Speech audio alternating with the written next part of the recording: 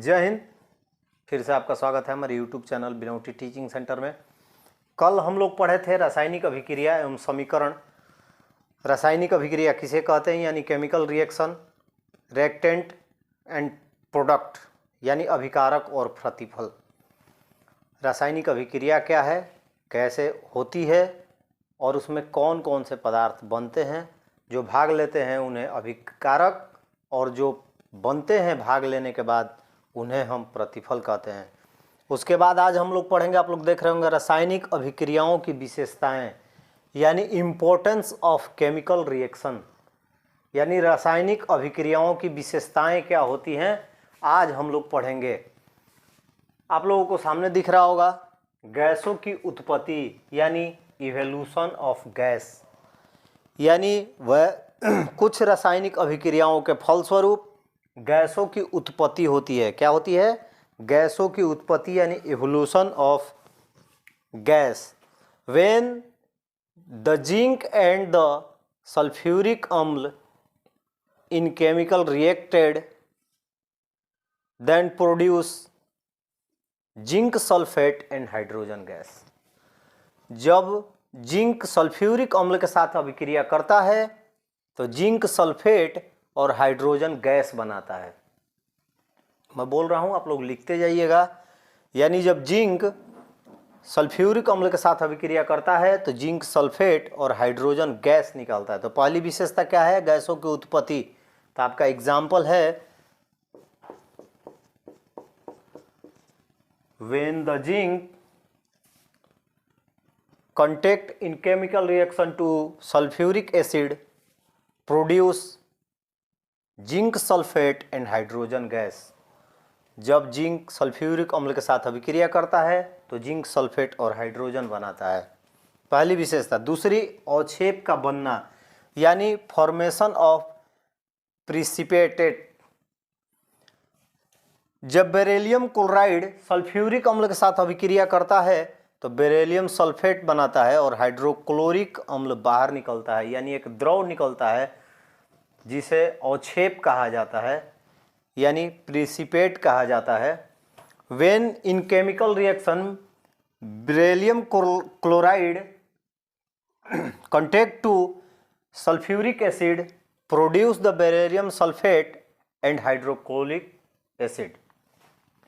यानी beryllium chloride जो है सल्फ्यूरिक अम्ल के साथ जब अभिक्रिया करता है तो बेरिलियम सल्फेट बनाता है और अवक्षेप के रूप में हाइड्रोक्लोरिक अम्ल को छोड़ता है। तीसरा है रंग परिवर्तन, यानी कुछ रासायनिक अभिक्रियाओं के फलस्वरूप पदार्थों के रंग बदल जाते हैं, यानी some chemical reactions change the colour of substance. यानी कुछ रासायनिक अभिक्रियाओं के फलस्वरूप पदार्थों के रंग जो हैं वो बदल जाते हैं। इसको नोट कर लीजिए।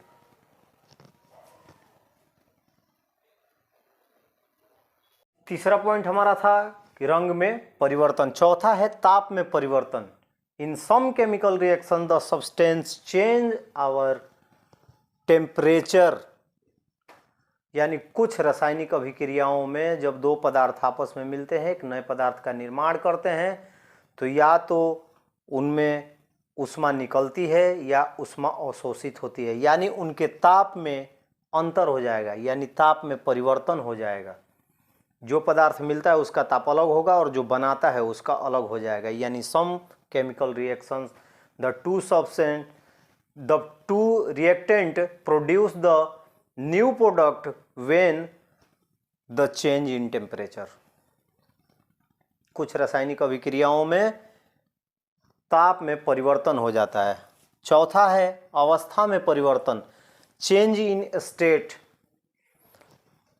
यहां देखिए आपके सामने लिखा हुआ है बेरिलियम क्लोराइड AQ, मतलब ये लिक्विड है। H2SO4 AQ ये भी लिक्विड है। BaSO4S यानी ये क्या है? सॉलिड है, ये ठोस बनाता है। और 2HCl AQ यानी ये जो है लिक्विड है। यानी दो तरल पदार्थ जब आपस में संयोग किए तो एक ठोस और एक द्रव का निर्माण कर दिए। यानी जब दो किसी रासायनिक अभिक्रियाओं में जब पदार्थ यानी अभिकारक मिलकर जब प्रतिफल बनाते हैं तो उनकी अवस्था परिवर्तित हो जाती है। सब में ये जरूरी नहीं है, लेकिन इसकी ये विशेषता है, कुछ कुछ में होती है। यानी some chemical reactions the two substance या two reactant produce the new product when change in state. आप लोगों को समझ में आ गया होगा, सामने लिखा हुआ है, इसको नोट कर लीजिए।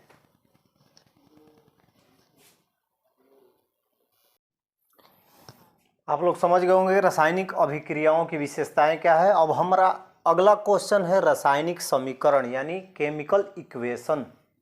रासायनिक समीकरण, इसको इंग्लिश में बोलते हैं केमिकल इक्वेशन, यानी किसी रासायनिक अभिक्रियाओं का संक्षिप्त निरूपण संकेतों एवं सूत्रों के माध्यम से जब किया जाता है तो उसे हम रासायनिक समीकरण कहते हैं।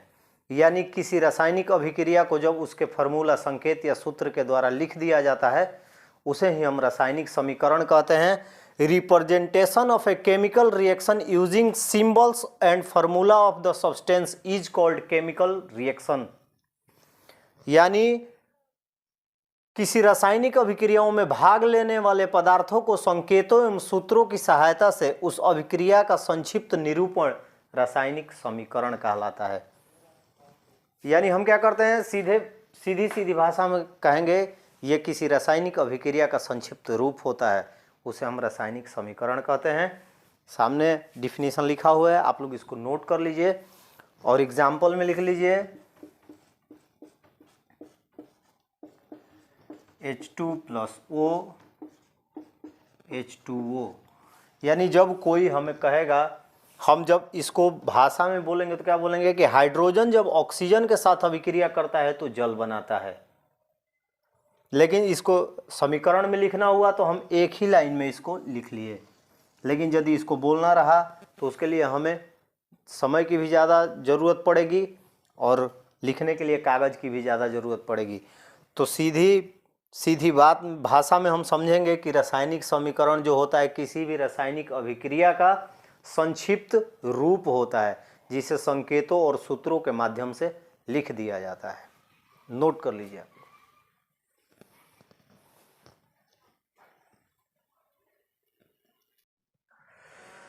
हम लोग पढ़े रासायनिक समीकरण। अब रासायनिक समीकरण कितने प्रकार के होते हैं, how many types of chemical equation.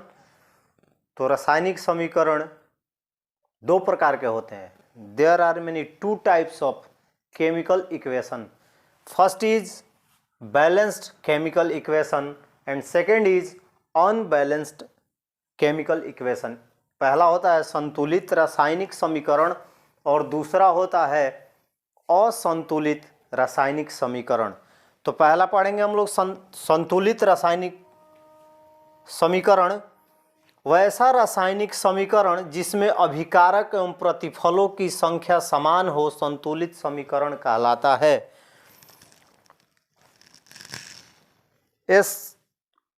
A balanced chemical equation has the numbers of atoms of each element equal on both sides।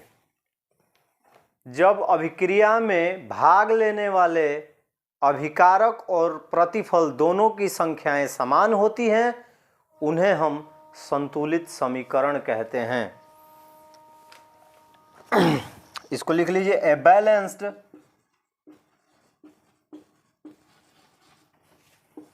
Chemical equation has the numbers of atom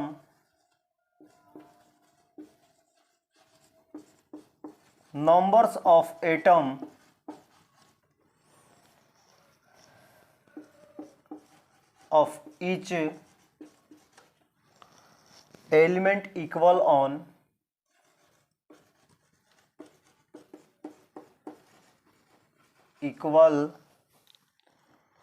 on both sides।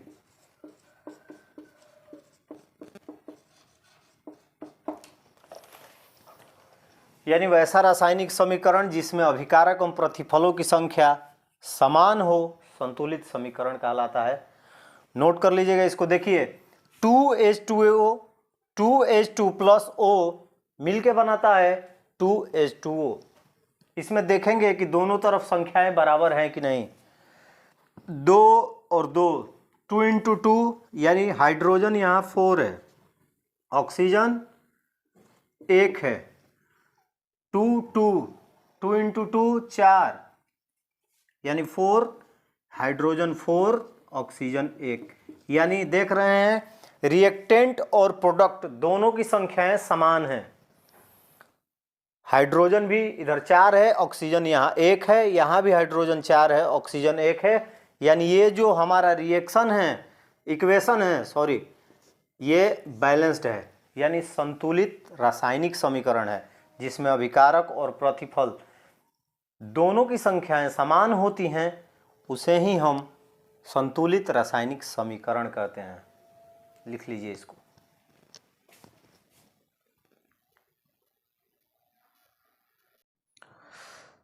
पहला तो आप लोग समझ लिए होंगे balanced chemical equation यानी संतुलित रासायनिक समीकरण। अब दूसरे की बारी है असंतुलित रासायनिक समीकरण। आप लोगों को दिख रहा होगा अनबैलेंस्ड केमिकल इक्वेशन, वैसा रासायनिक समीकरण जिसमें अभिकारक एवं प्रतिफलों की संख्या असमान हो असंतुलित समीकरण कहलाता है। असंतुलित समीकरण कहलाता है। A unbalanced chemical equation has the numbers of atoms of each element unequal on both side। यानी दोनों तरफ जो होगा उनकी संख्याएं क्या होती हैं? असमान होती हैं। दोनों तरफ उनकी संख्याएं जो होती हैं असमान होती हैं, उन्हें ही असंतुलित समीकरण कहा जाता है। यानी वैसी रासायनिक अभिक्रिया जिसमें प्रतिफल और अभिकारकों की संख्या असमान हो उसे असंतुलित समीकरण कहा जाता है। यानी जो आपका प्रोडक्ट बनेगा रिएक्टेंट से या तो ज़्यादा होगा या कम होगा, बराबर नहीं होगा, यानी इक्वल नहीं होगा।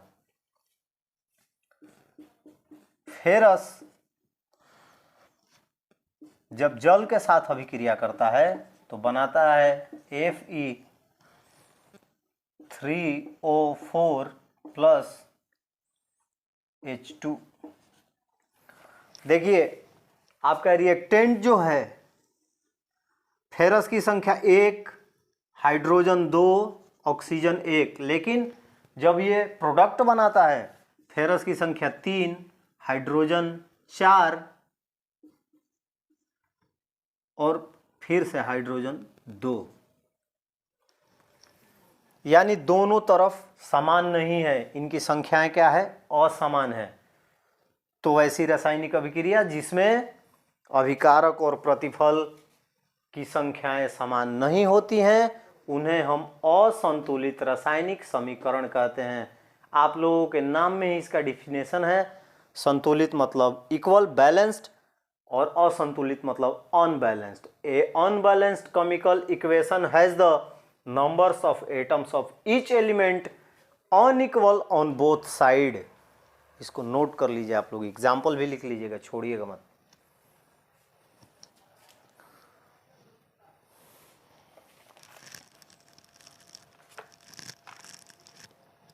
आप लोगों ने पढ़ा unbalanced equation, balanced equation, chemical equation.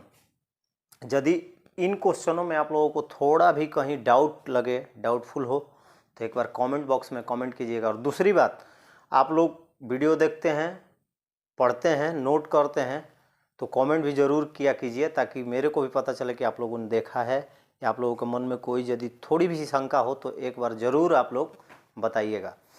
आज के क्लास का हम लोगों का आखिरी क्वेश्चन है द्रव्यमान की अनस्वरता का नियम। कहीं कहीं पूछता है द्रव्यमान संरक्षण का नियम क्या होता है, किसने दिया, कब दिया।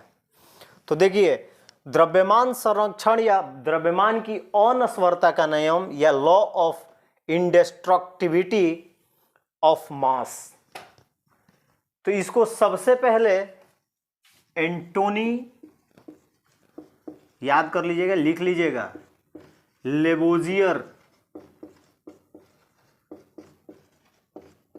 कहीं कहीं लवाशय भी लिखा आता है, लवाशय। तो यदि आप लोग क्वेश्चन देखिएगा उसमें ऑप्शन यदि दोनों में से कोई रहेगा तो एक को मार दीजिएगा। एंटोनी लेवोजियर ने 1789 ईस्वी 1789 में एंटोनी लेवोजियर ने लॉ ऑफ इंडस्ट्रक्टिबिलिटी ऑफ मास का नियम दिया, द्रव्यमान संरक्षण का सिद्धांत दिया। इसमें उन्होंने बताया कि सामान्य रासायनिक अभिक्रियाओं में न पदार्थ का निर्माण होता है और ना ही नाश होता है। दैट मीन्स आप लोगों ने अभी पढ़ा बैलेंस्ड इक्वेशन, संतुलित अभिक्रिया। जितने पदार्थ जितनी मात्रा में संयोग करते हैं उनका प्रतिफल उतनी ही मात्रा में प्राप्त होता है। इसे ही द्रव्यमान संरक्षण का सिद्धांत कहा जाता है। यानी उनके अनुसार कहा गया था कि ना ही पदार्थ का निर्माण होता है और ना ही नाश होता है, यानी जितनी मात्रा में वो संयोग करते हैं उतनी ही मात्रा में उनका प्रतिफल बनता है। During general chemical reaction the total mass of products remain equal to the total mass of reactant. यानी कि सामान्य अभिक्रियाओं में पदार्थ का न निर्माण होता है ना ही विनाश, यानी जितनी मात्रा में हमारा अभिकारक होता है प्रतिफल भी उतनी ही मात्रा में आता है। और वही जो होता है संतुलित समीकरण हम लोग पढ़े कि जो अभिकारक और प्रतिफल का दोनों की समानता हो, आपस में दोनों की संख्या बराबर हो, उसे संतुलित समीकरण कहते हैं। और इसको द्रव्यमान संरक्षण का नियम या सिद्धांत भी कहते हैं, जिसे एंटोनी लेवोजियर ने 1789 ईस्वी में दिया। तो याद रखिएगा दोनों नाम, एंटोनी लेवोजियर या लवाशय भी कहीं आता है, तो इसको भी याद रखिएगा, इसको नोट कर लीजिए। ये आप लोगों का आज का आखिरी क्वेश्चन। उम्मीद है आप लोगों को समझ में आया होगा। यदि आप लोगों को कहीं भी दिक्कत लगे बेझिझक आप लोग कमेंट बॉक्स में कमेंट कर लीजिएगा, मैं नंबर भी डाल दूंगा, आप कांटेक्ट भी कर सकते हैं मेरे से। दूसरी बात, सभी लोग सब्सक्राइब करें इस चैनल को और ज़्यादा से ज़्यादा अपने ग्रुप में अपने मित्रों के साथ शेयर करें इस वीडियो को, और बेल आइकन को भी दबाएं ताकि जैसे ही वीडियो आए आप पर सबसे पहले आ जाए नोटिफिकेशन। चलते हैं, फिर मिलेंगे अगले वीडियो में। सबको शुभ रात्रि, जय हिंद।